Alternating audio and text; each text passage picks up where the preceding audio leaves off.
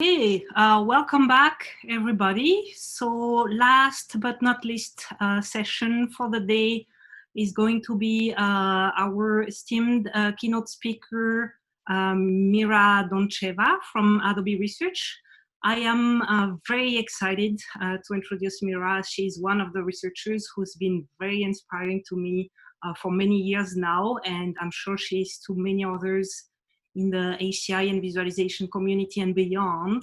Mira is a principal scientist and research manager at Adobe, and she finished her PhD in computer science at the University of Washington. Mira's research is very exciting in many ways. She contributes new tools and techniques that make creativity tasks easier, more fun, and more accessible to a wider audience.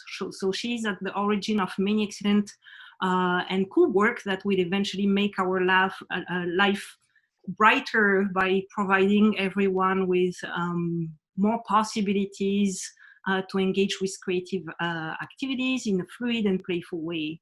So it's a great honor to have you today, Mira. Welcome with us, and I'll let you take over.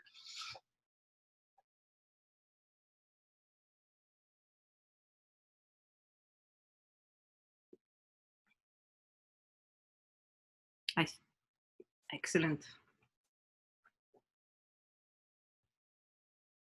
Okay, can you see me and hear me? Yes. Great.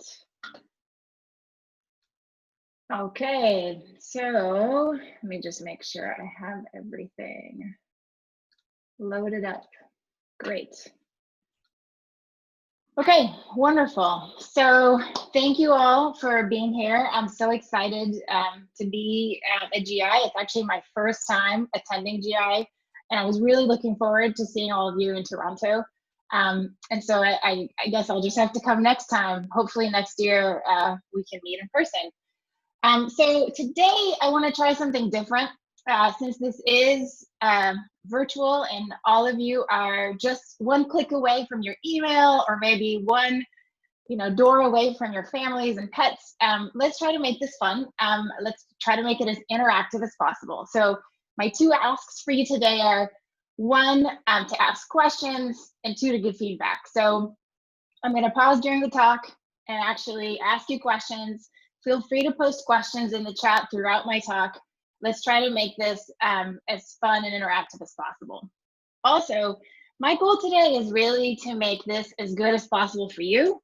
And so if I'm talking too fast or if I'm talking too slow, let me know. I'll try and adjust. I'll keep an eye on the chat and do as the best as I can. So first, a little bit about Adobe Research. I think some of you may know a little bit about us already because maybe you've done internships with us or maybe you've collaborated with us, but we're a lab of about 200 people. We're spread across 5 locations in the United States and 2 internationally. At the core of what we do is world-class research, and we do this research in a variety of areas: computer vision, computer graphics, HCI, machine learning, audio, and we publish our work at some of the top conferences, and here you see some of the work over the last couple of years. In addition to research, we also have a deep passion for taking those research ideas and turning them into products or transferring them into our products, into the Adobe products. So here you see 2 features that made it out that were originally research ideas and research publications. So on the left for you is the Content Aware Move feature, and on the right is VR video editing in Premiere.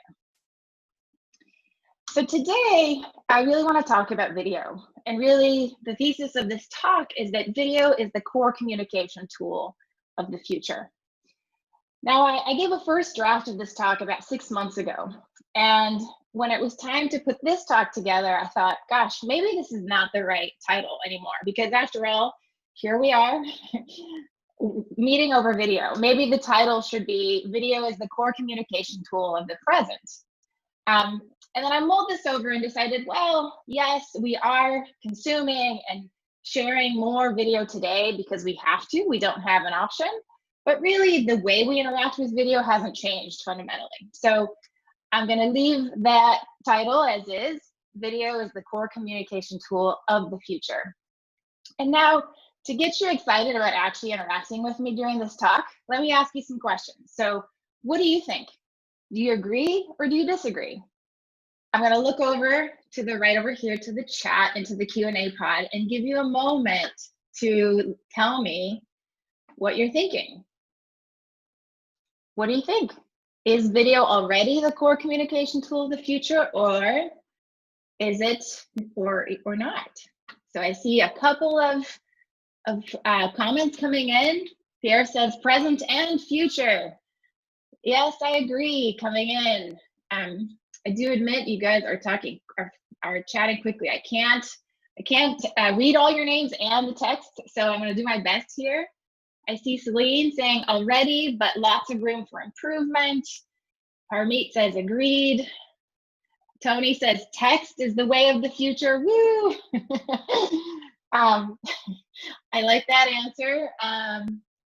Nils says 3D video. So that's an interesting direction as well. Anastasia says, yes, absolutely. Our work has been shifting more and more to video over the last few years. Andres says video lacks presence. Yes. So someone with hashtag okay says, what about telepathy? Okay, great. So I love your enthusiasm. I love your thinking here. Let's keep it going. Feel free to use the chat and the Q&A as it comes to you during this talk, and let's try to make this fun. So I'm gonna go back to the talk. So this talk for me was really inspired by research I learned about a year ago. One of our research teams at Adobe had spent several months visiting K-12 classrooms across the United States and learning about what technology students were using in the classrooms.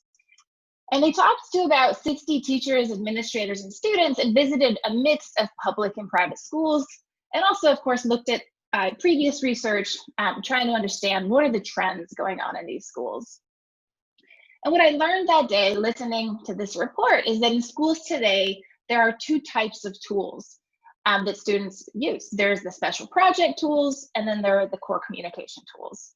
So the special project tools are, as you can imagine, tools that students use for special projects. So things like making posters with images, making interactive books, creating videos. And these are tools that teachers don't prescribe any specific tool here. They let the students pick whatever is most convenient, whatever is easiest. They even encourage them to use multiple applications and merge them and use them as needed. In contrast, core communication tools are tools that teachers want their students to learn and use well, because they believe that these tools will be key to their success in their lives. So I'm using one of these core communication tools right now, PowerPoint, to share my talk with you. And for teachers, they actually start teaching students about these tools as early as kindergarten, which is a shocker to me because I have a kindergartner. And so, or no, first grader now. At the time, this was a kindergartner. So I sat there listening and I asked myself, okay, these are the core communication tools that students are using today, but what are really the core communication tools of the future? What are the tools that every student will need to know to be successful in life? And of course, I work at Adobe, and as you can imagine, most of Adobe's tools fit in the special projects section. And so I asked myself, are there tools that Adobe makes or that Adobe should make that have to do with creativity that will be core to how we function in the future? So it's going to be no surprise that my answer to this was video. And the reason I think it's video is because I think that we are creating and sharing more video now more than ever, yet we still have an incredibly difficult time working with it. And that's where I see really the biggest gap. So let's say you're here with me right now. We're watching this talk, you're listening. I'm going to give you some data. I'm going to say, oh my God, 250 people registered for GI. That's a huge increase. And then I moved on, as I just did, And you're like, wait, what were those numbers? I want to write them down and share them with my colleagues. But where are they? What did Mira say? Oh, I didn't grab a screenshot. I didn't write them down. That's it, it's gone. So maybe Fanny and Alec will put them up on the website and you can find them there, but worst case, you might end up here. So this right here is a recording of this long keynote. I think I'm here that you are going to be able to access this after the fact. And so this is actually not a recording of this talk, clearly, but it's a recording of a practice talk I gave. And so it's got some of the same information. And so here you're going to be looking at this, moving along some videos here. But here we have this, this recording, and now you're like, okay, I know that Mira talked about this somewhere after the special project. Oh, that's a little too far. Let me back up. Oh no, now I'm too, oh no, wait, where was it? It was, oh, I missed it again. Where is it? Come on. Ah, there it is. I found it. So, I hope you get my point. We have this rich information that I'm sharing with you. I created slides. These slides have numbers. And yet the only way I can interact with this video is through this timeline and through this pause and play interface. And really these were designed for a very different task, not for the task of finding things. So I had the great fortune of trying to do something very similar recently. I unfortunately missed the opening keynote to Kai 2019. This is just a little over a year ago. And many of my colleagues said, Mira, you have to see this talk. It's a great talk. And it's true. Alex Krukotsky did an amazing job on that talk. I highly recommend you watch it. But when I came back to watch it on YouTube, I was lost. I was like, I don't have an hour to watch this whole video. Which parts should I watch? Which parts did my colleagues think I should watch? There was no way for me to find out. I also knew there's a back channel. There's always a back channel, right? And I was hoping I could use that back channel information somehow to browse this video and figure out which parts I should watch. I know there's probably a back channel right now, and hopefully you guys are, telling me, am I doing well, talking too fast, talking too slow? Let me know, right? I wanna make this better. So as I thought about all these different ways that we interact with video today, and that I wish we could interact with video, I thought, well, how am I gonna think about this more systematically? So I created a framework for thinking about these tasks. Let's walk through it.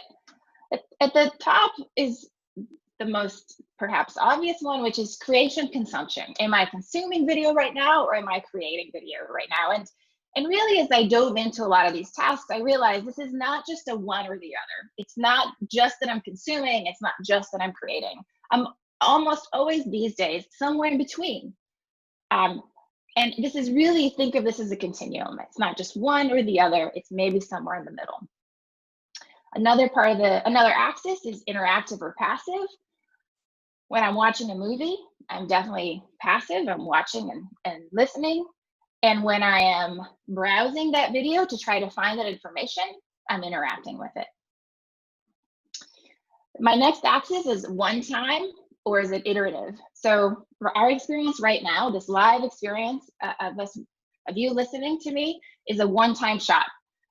Unless you really love it and want me to do it again, it's a one-time thing. In contrast, watching Alex's video for me was an iterative experience. The next axis is individual collaborative. We are together right now, collaborating, we're together watching it. And then it's synchronous. When it is collaborative, is it a synchronous experience or an asynchronous experience? And so let's use this framework to walk through a few tasks to give you a sense for how it works. So you audience, you're attending this talk. You are consuming video, right? You're sitting in your house watching this video feed. For many of you, it's passive, although I hope for many of you, it's also interactive. You're asking questions, maybe you're jotting down notes. As I said, this is a one-time affair. Unless we love it so much, we want to do it all over again. It is collaborative because all of you are here with me and we're interacting. And it is synchronous, right? We're doing this together right now. For video, many of us also talk about live streaming. synchronous and live to me are synonymous. So let's say you're not actually live here with me. Let's say you're watching a recording of this talk sometime later. And for you, this would be, again, a consumption experience. You're consuming video. Again, it might be interactive and passive or interactive, right? You might just be sitting back listening, or you might be jotting down notes or jumping around the recording, as I showed you earlier. Now, is this a one-time shot or iterative? Really depends on the person. For some people, they are able to sit down and watch a whole thing. Maybe you want to watch it at like 1.5 speed because, you know, it's too slow for you. But for others like me, I find I can't sit down and watch a whole talk like this all at once. I end up coming back, I watch small bits, I come back, I have to rewatch some parts, and then I do it over and over again. So for me, watching, especially recorded talks, is iterative. It's almost always individual, although I have heard of people doing watch parties.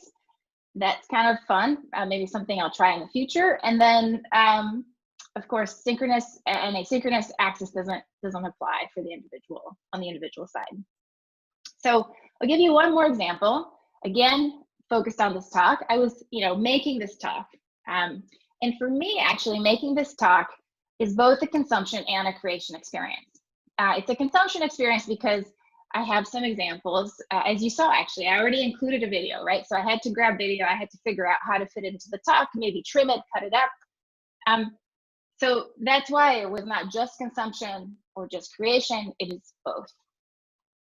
It's definitely interactive, going through and making changes.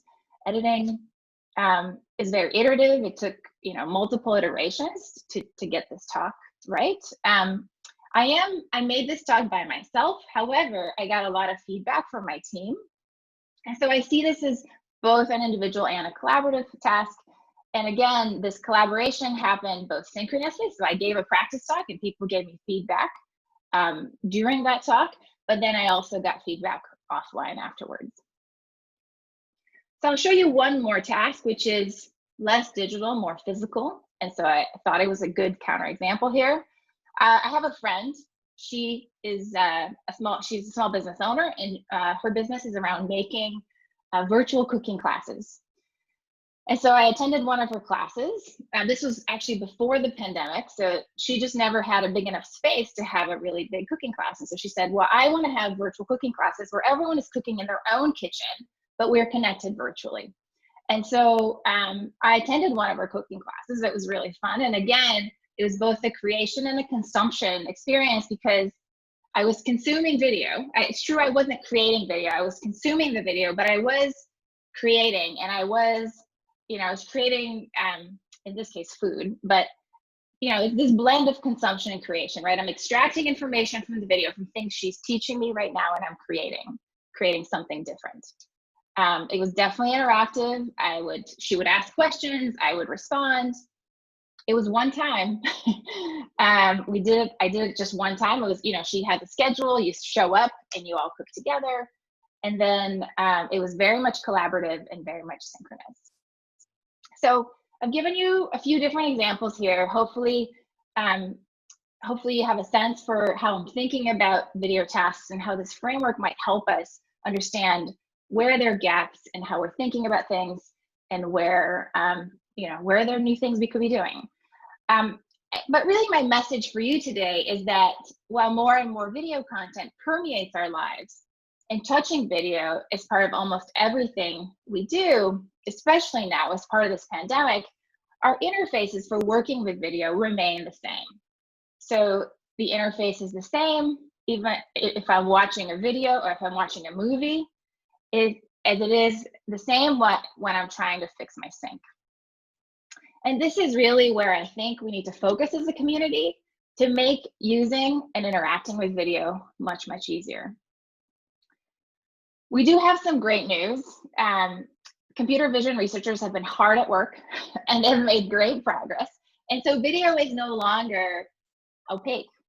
We know a lot about what's going on in video. We know about when there are people in it. We know what objects are in it. We know what they're doing, if they're moving, if the camera's moving. We know about scenes. We know about geometry. We know what people are saying. And so that's really exciting for interfaces. It means that we can now reimagine video interfaces and fundamentally make working with video different and better. And so I'll pause here and ask you, my great audience, what should video interfaces be in the 21st century? So think about it, add your thoughts in the chat or in the Q&A. And while you're thinking about it, let me give you a couple of ideas. So if you happen to be on the A/B test on YouTube recently, you might have noticed that some YouTube videos have this very different timeline look. This looks like a table of contents. And in fact, YouTube is pulling a table of contents from the description and automatically making a different interface. And then another idea is maybe we could take videos and turn them into documents. Valentina Shin and her colleagues made this fantastic system called video transcripts. And there they took videos and actually were able to automatically turn them into documents. And what's great there is that you can much more easily navigate these types of documents and scan ahead and jump to the parts that you're interested in. So what do you guys think? What should video interfaces be in the 21st century? I see Eric saying easy editing interface. And somebody really wants to go to the beach. I'm with you. I would love to be at the beach as well.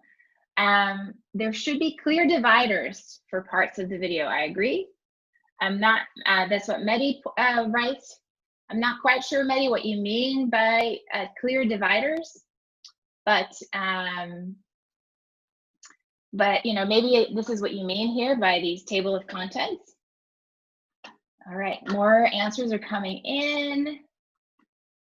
Yes, there's some great work in DGP on direct manipulation of video. Yes, I think I know what work you're talking about, and I agree with you. Being able to grab part of the video and jump to the part where that part of the video is moving potentially is a great way to do that.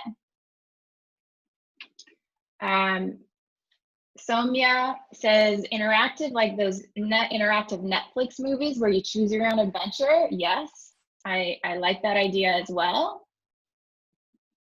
Visually skimming, says Ailey, yes. Nicole, get the main takeaways of the video without having to watch all the video. Yes, that would be amazing. Oh, search video like Control F, says Sylvia. Yes. Paul says all text in the video could be extracted and searchable.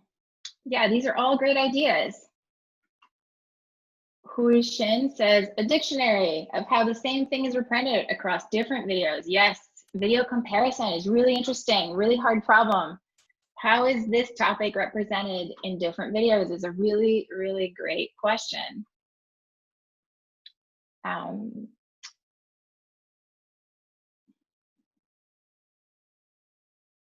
Hashtag OK says, how about semantic labeling of video contents? For example, at a particular duration term. Term it with keywords. Yeah. So thank you all. These are some great ideas. Thank you for making this an interactive and fun experience. I hope it was going well. So next, we're going to talk about 4 example systems that I think really change the way we think about creating and consuming video. But we're going to make this a choose your own adventure experience, very much like what one of you suggested. So I have 4 systems I'm going to talk about: Bscript, Oriel, Mixty, and Restream. And I believe that Fanny is going to show you a poll. Oh, there it is. So what do you think? If you say let's should do which we're going to talk about all 4, but which one would you like to do first? Bscript, Oriel. So if you think Bscript, type A. If you think Oriel, click B. Mixty, C, and Restream, D.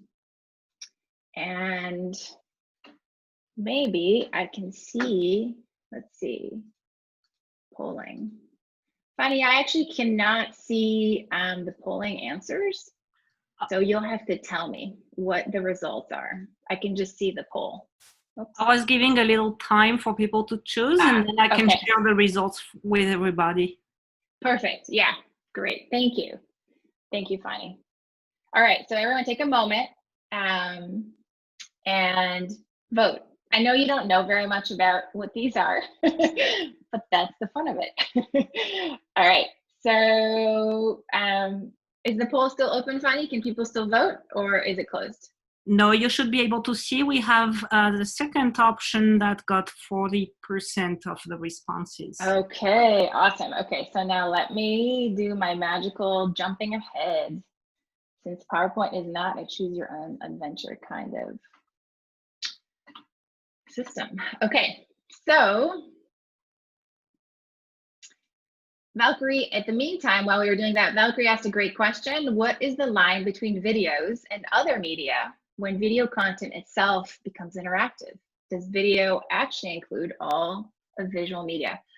Great question, Valkyrie. It's a great question. One we should have as a discussion. So keep that in mind, all of you.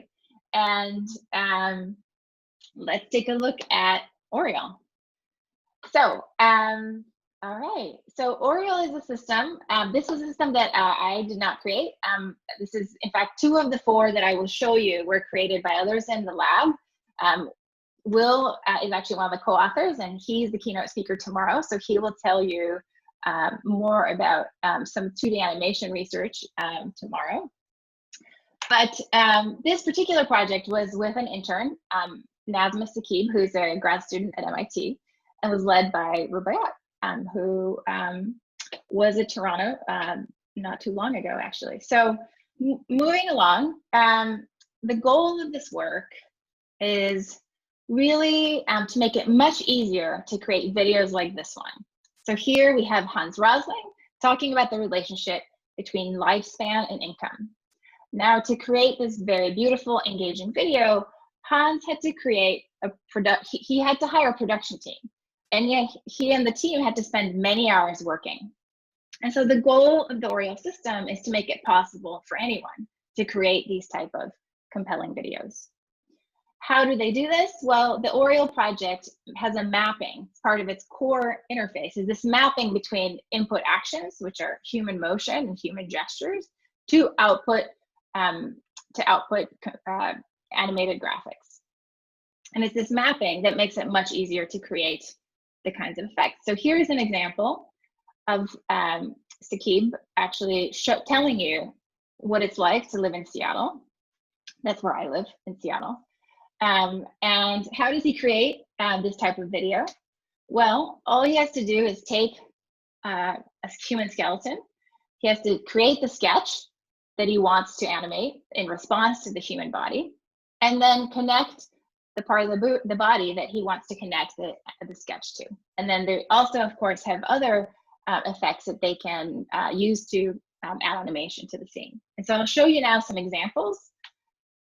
This is Claire, one of the people in our lab, talking about boiling eggs. She made this with the Oriole system. And this is a scientist talking about his research in astronomy. This is an interior decorator describing how she might decorate a space.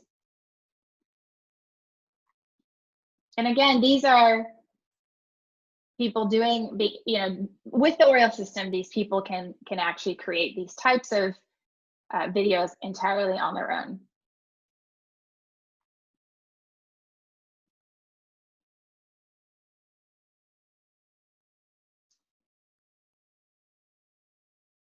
And this is the last example of someone talking about stress, which I know all of us have stress in our lives. And so this can work to release it. So the takeaways from Oriole really for me are that the abstraction of human skeleton, which is really an abstraction for human body, for the human motion of the human body, is very useful for adding motion graphics to videos.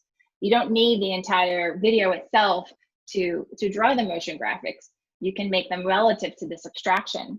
And really this rich set of examples, I think, points to this rich space of opportunities for this combination of live action videos and what I would call object-aware, sketching-aware interfaces. And so as we know more and more about videos, as computer vision gets better and better, we should be able to create more and more interesting videos where parts are live action and parts are sketched or 2D graphics. If we use our framework, take a look at what our framework, how this type of system applies in our framework, we see that it is very much a creation task, an interactive task. It's iterative, right? It's going to take you probably multiple iterations to get this right. And it's for now, Oriel remains very much focused on individuals who are working alone to make these videos. So let's go ahead and talk about our next system. So let's open up the poll again. And you tell me, which system should we talk about next? I will tell you that 2 of these systems are about creation. So Oriel was about creating videos, and 2 of them are about consumption. Please don't put option B. We already talked about option B. So pick either A, C, or D as the next system to talk about.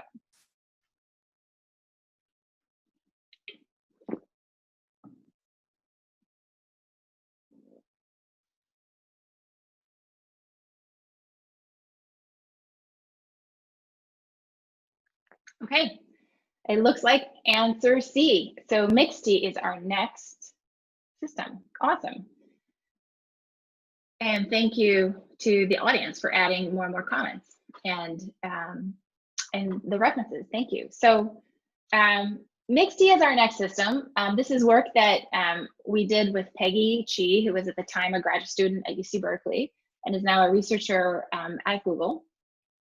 And the goal of this system was to really think about how might we combine the benefits of static videos with the benefits of videos. The benefits of static tutorials with the benefits of video tutorials. So we know that more and more tutorial information is coming out as videos because they're much easier to capture. However, static step-by-step tutorials are great because they allow us to quickly scan and decide, is this the right tutorial for me? And then also jump ahead to the parts that really matter. And so what we did with this work is we took a demonstration approach and we built a system where the user would demonstrate the tutorial they wanted to create. And they would do it just like they would record a video. So they would actually just turn on their screen capture. They would record the procedure they wanted to show in the tutorial, and the system would take their video. It would also take a recording of the actions that they had performed in that software. So in our case, we had a plugin that was built into Photoshop, and it would record all the actions the user was taking. And I would take both of those things, and then I would automatically generate what we call mixed media tutorials. And so here's what a mixed media tutorial looks like. It looks like a step-by-step static tutorial that somebody wrote. But in fact, each picture is also a video, and the user could click on it and view it either in crop mode. This is what you see here, where all you're seeing are the parts of the video where the user is interacting. So in this case, the canvas and the toolbar. Or they could go into normal mode and see the entire screencast. So here you see what normal mode looks like. And sometimes we saw that people wanted to see the zoom mode, and zoom mode was where parts of the UI that the user was interacting with were zoomed in. So you still have the whole context of the actual screencast, but then we would zoom into the parts that where someone was interacting to make them easier to understand. And so we evaluated Mixed-D, we evaluated the mixed media tutorials and took a look at how easy it would be to create these kinds of tutorials. And we did find that there were definitely benefits. People really liked being able to quickly scan through, get to the right part, and then get video on demand for the sections where they wanted more assistance.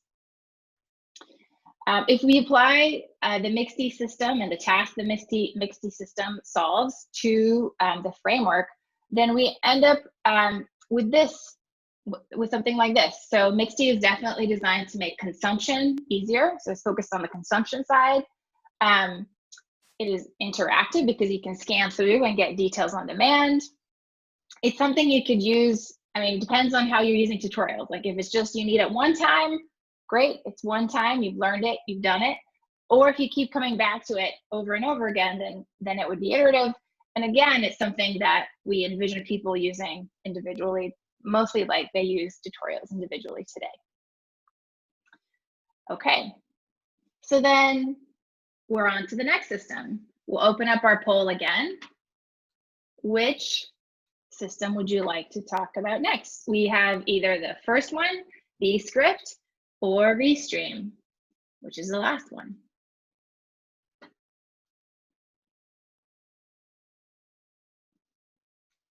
Give you guys a minute.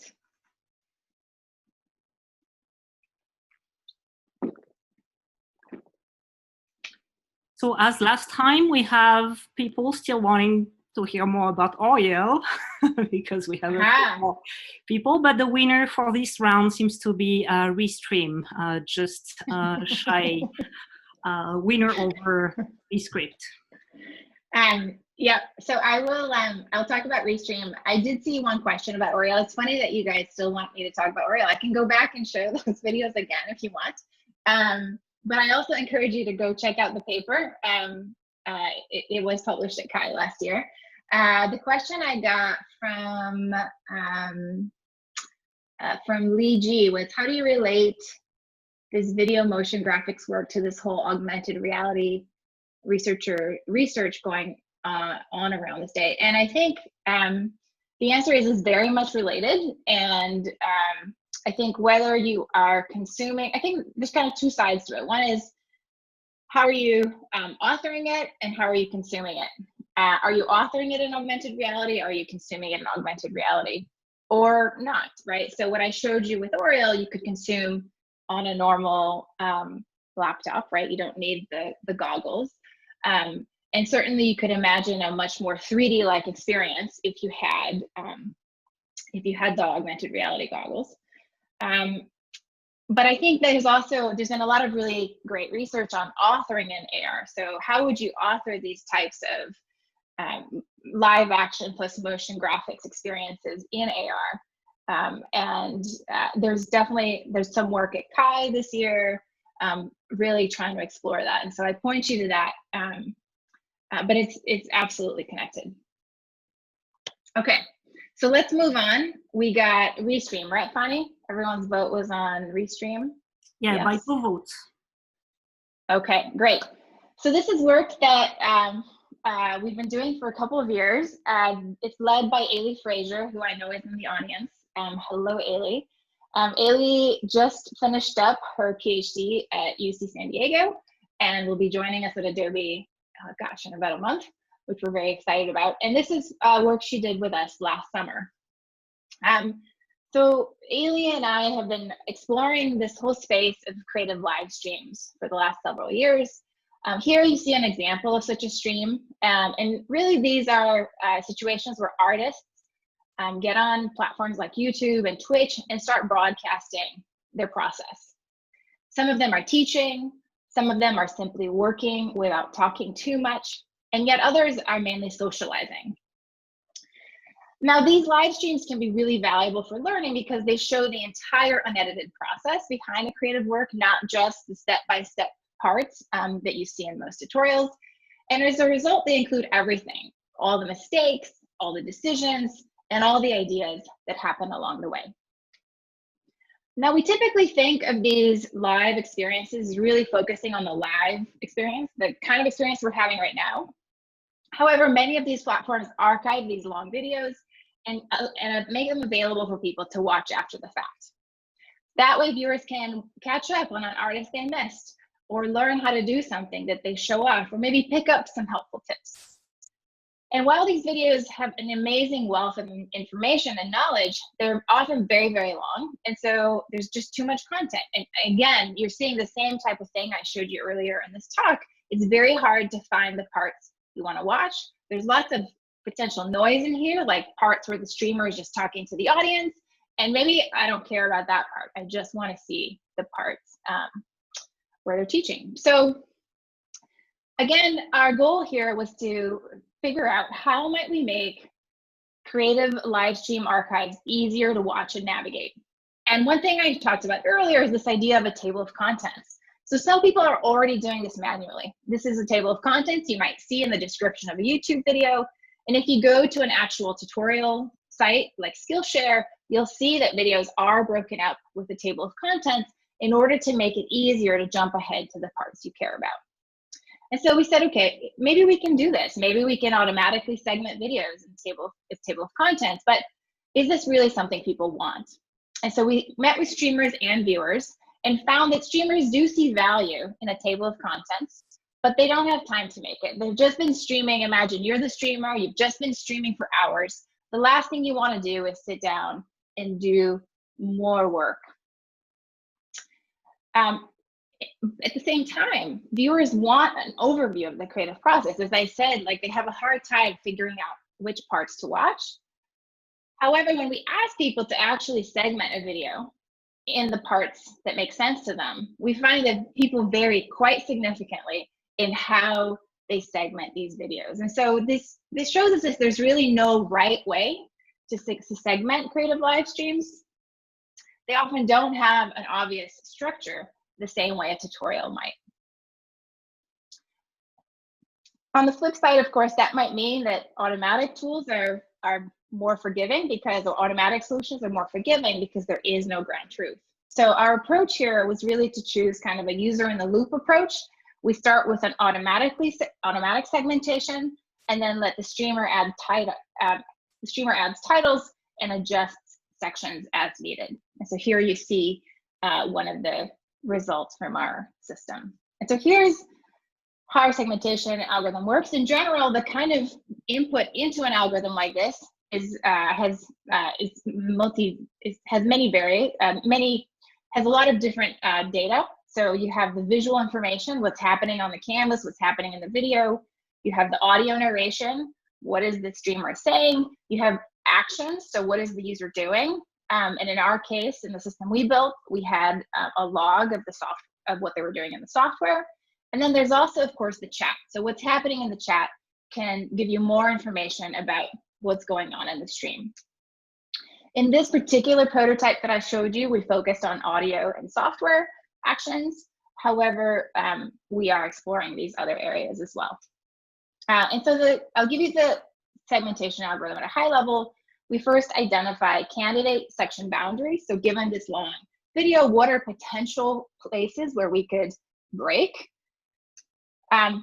From those initial candidates, we identify the intro and the outro. We find that most streams start up with someone saying, here's what I'm going to do today, and then end with, thank you so much, come follow me on Instagram. And so, we can separate those out and treat them differently.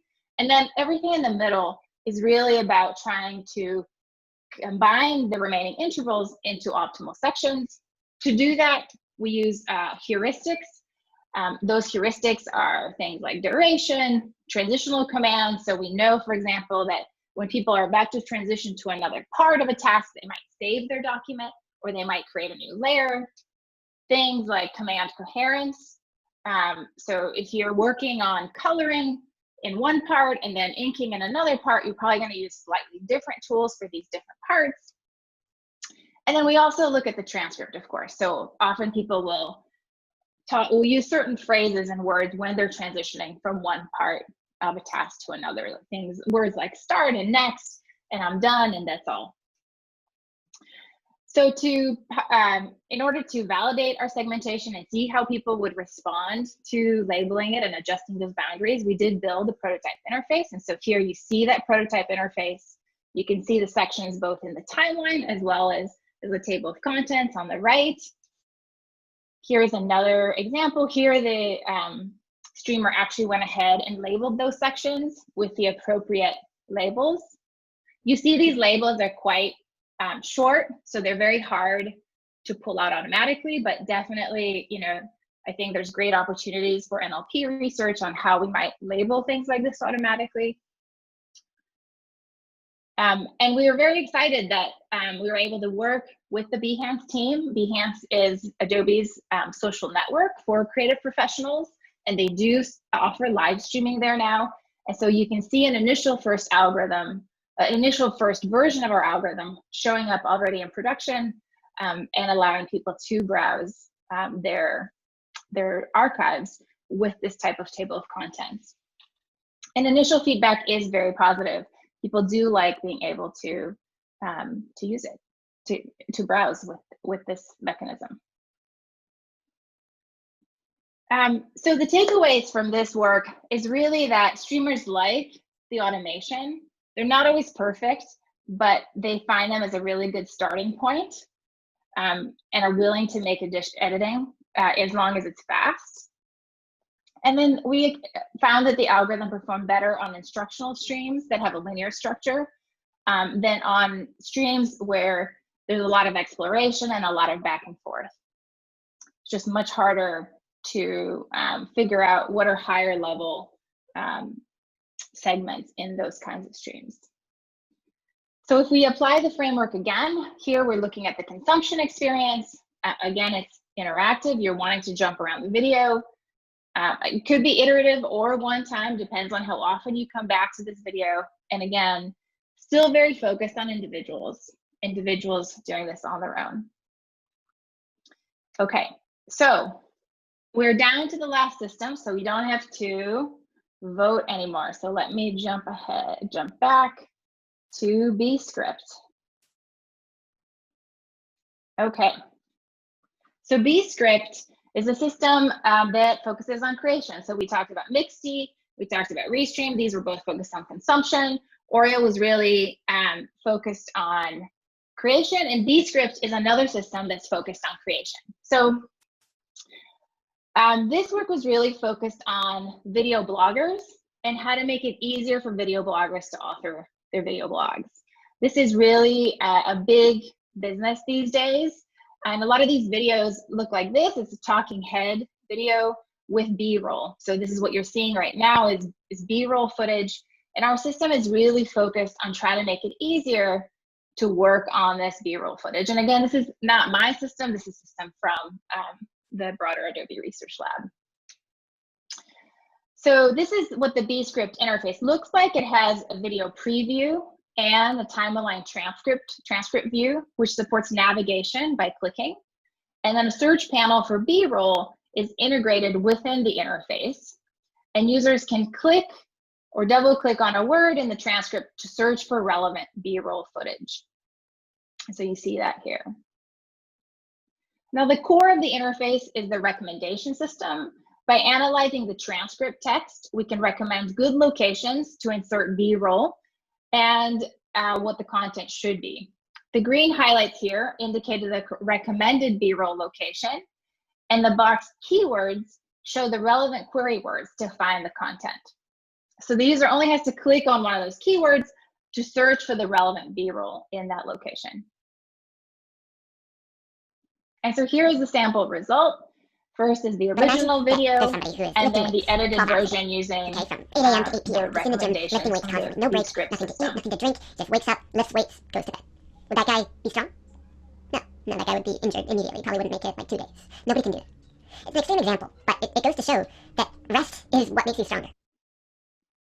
So the team did evaluate Bscript with real editors and real bloggers, and they found that the transcript-based interface is more efficient and is as easy to use as a traditional timeline-based interface. And they also find that high-quality recommendations for B-roll were very helpful to produce better videos. Again, if we apply our framework, we see this is somewhere in between a creation and consumption task, right? You are creating video, but you're consuming B-roll in order to do it. It's very much interactive and iterative. And again, the Bscript system is designed for individuals. And so let me just jump now to the end.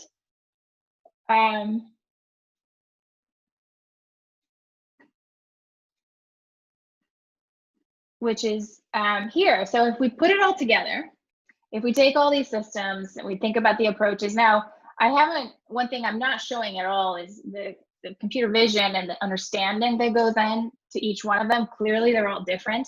But if you think about it from a user task perspective, I think it's interesting to say, okay, are we thinking about all possible user tasks? Are there gaps somewhere? And are there opportunities for systems that we're just missing because we're just so focused on this way of thinking about the user? And I think one thing that is probably very clear to you is that it's very clear to me is that we see no red dots here on the collaborative side, even though, their video today, especially in this pandemic world, is very much collaborative. And, that's a function of the 4 systems that I picked.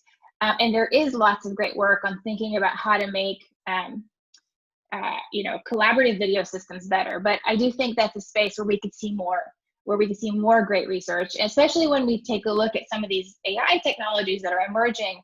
I think in the creative space, we often think about an individual doing a creative task with some great AI automation, helping them along. Yeah, what does this mean when we have groups of individuals working together? How does AI help everyone, not just any single individual? And so to conclude, I hope I've convinced you that we touch video in almost everything we do, and that many tasks are a blend of consumption and creation, and that our video interfaces really need to adapt to a variety of user needs. We're still very much using interfaces that are out of date. And I've shown you a framework. It's one way to think about how we work with video today. Now, we started this talk talking about what's happening in schools, and it's 2020, and it's time to check in on how things are going now, right? This is what the world looked like a year ago. And things are really different. I don't know how many of you have kids at home or are teaching. I know many of you are teaching at the university level. And so this is my son. He's 7. He's in 1st grade. And he doesn't use PowerPoint or any of those special project tools. Instead, he uses Zoom and Seesaw and Schoology. He talks to his class over video and now knows how to unmute and mute himself, how to change the background, how to be silly in the chat. Just earlier today, he showed me how he gives permissions to my dad, who teaches him every day, to share his screen, which is amazing. So he's quickly turned into the IT expert at home. He records videos of his artwork, shares them with his teacher. He completes assignments online and watches YouTube videos created by his teachers. And until this spring, his teacher had never ever taught online.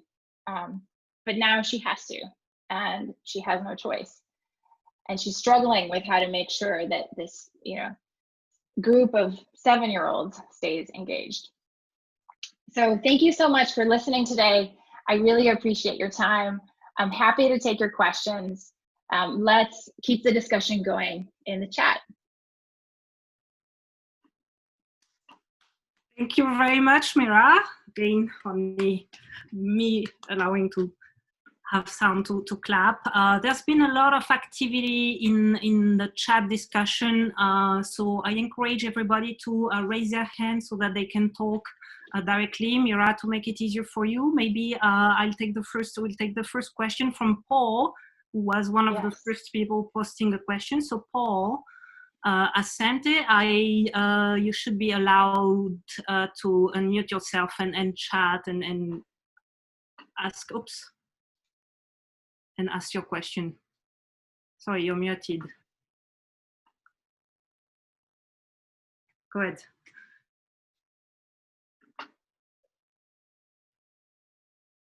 Stream work, and I was wondering to what extent you could make use of viewer data, like analyzing the comments that people were making in the live stream, and then doing some sort of iterative segmentation based upon what parts of the video people watch later on to indicate which parts other people might be more likely to watch. So thanks for that question, Paul. I'll be honest, I missed parts of it, but I think what you're asking is, could you combine both what's happening live and what happens after the fact to make it easier to navigate? Is that what you're asking? Yes, right. Well, That not quite. if you could like keep track of which parts of the stream that people watch over time and use that later on to improve the segmentation or viewing experience. Yes, absolutely. So I think one interesting idea that we've been talking about is what would collaborative viewing look like? So I don't know how many of you have Kindle, read Kindle books, but one of the things I find fascinating when I'm reading on a Kindle is that I can see which parts people have highlighted, right? There's this aggregate view that shows me, oh, this part has been aggregated by this many, has been highlighted by this many people. And I think you can imagine something similar in video, like these are the parts everybody watches over and over again, or these are the parts everyone skips over, right? So that could be something really interesting. I also think that it's also great feedback for those who are creating content. So I know in talking to streamers, people will, they're just not sure what to do with these archives because they're like, look, it's a 2-hour thing. I have no idea which parts people are watching and which parts people are not. And I know there's been great work there as well on looking at how do you present analytics back to video authors. I know Juho Kim's done some good work there. So I think there's also opportunities for how to improve the streaming experience over time. And we know also that people will change their behaviors to make the algorithms work better. So if I know what that navigation interface is going to look like down the road, maybe there are ways that I will change my presentation to make it work better. Thanks. So we had also questions from Anastasia. Anastasia, you can unmute yourself. Hi, Mira. Excellent talk. Thank you. So my question is a follow-up, although there are some answers already in the chat, about whether you can use the people who watch as editors to kind of indicate the starts and ends of different sections for the streamer, right? So they can help them like crowdsourcing. Or if this is something that the streamer really wants complete control over. I think you're asking great questions. I think both are what we want. So I know there's been great work from the University of Toronto. I know Zhicheng did some of this work on StreamWiki a couple of years ago now on doing exactly what you're proposing, which is let the actual viewers do the additional addition of structure because you can crowdsource it, right? No one has to do a ton of work. Everyone can do a little bit of work. But I think there's an opportunity there. You see this on Twitch already. People can clip parts of Twitch videos and post them in like the clip section. And so that's something that's definitely, I think, in our future. But I also think streamers want to be able to do the same thing. One thing that was interesting in talking to one streamer, she actually has videos in her clips that she references in the chat. So if she's doing a stream and someone's like, hey, how'd you do that? She will actually reference a clip from a previous stream and say, hey, check this out. This is where I talk about how to do this, right? She can do the like maybe one sentence answer right away, but then for more details, go here. So I think there are interesting ways that you could actually imagine taking previous streams and adding them in the stream itself as necessary. Awesome, thank you. Thank you. So next online, we have Valkyrie who posted a question. Valkyrie. Hey, Mira. I have a lot of questions because that was a great talk and it made me think a lot. Of course, I already asked what video is, but I have another question too, which is how do you think video navigation would change if instead of trying to get rid of one dimension of video to fit it into a 2D screen, basically taking a 2D image with a 1D timeline, so a 3D set of data and putting it in a 2D screen, what if you instead tried to fit the interface to the video? So what does 3D video navigation look like? Does that question make sense? Yes, kind of. let me, I'm not sure. I think you're asking a great question. I don't know that I have an answer, right? Like when you say, what is a, I think what you're saying is we're taking videos today and we're trying to view them with this 2D interface, right? So we're flattening them and putting them into a document. And what if I had a 3D interface? So I guess when you say 3D interface, I think of like, okay, I've got my VR world on, and now, you know, how does that change things? And I don't know, because, you know, there's